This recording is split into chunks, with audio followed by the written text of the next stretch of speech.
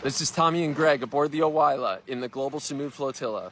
Everything you're doing right now may seem hopeless in the face of Israel's final assault on Gaza City, but it isn't. It's working. You may now be aware that CNN barred one of its journalists from joining this flotilla, and part of this was editorial oversight, not wanting to draw more attention to Israel's genocide in Gaza. And part of it is that traditional Western media ideology holds that only states and international forums like the UN, Davos, and the G7 can move geopolitics.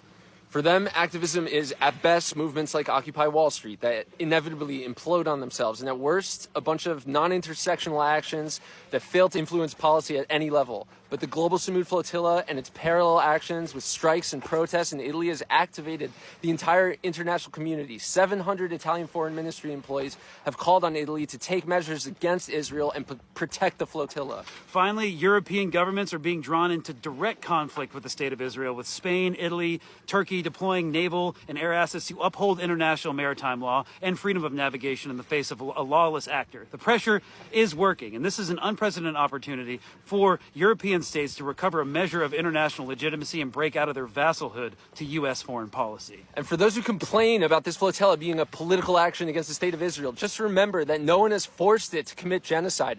Their goal of this is to delegitimize humanitarian effort. Hasbro said that the Handala earlier this summer was a selfie cruise of performative activism. But then this Global Samud Flotilla was a terrorist operation. But that didn't stick, and now the 1,000 Madeleine Flotilla just launched from Sicily. The PR has failed. The only off-ramp to end the genocide is to let an unconditional stream of humanitarian aid into the Gaza Strip. For starters, and a complete liberation of Palestine for completion. While what's happening is unprecedented for activism within the context of Palestine in particular and geopolitics in general, what progress is being made right now is occurring too slowly for the people of Gaza.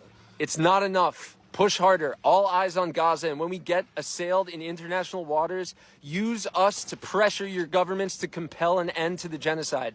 This begins and ends with the empire, and it can't be allowed to happen in darkness. Free Palestine. Free Palestine.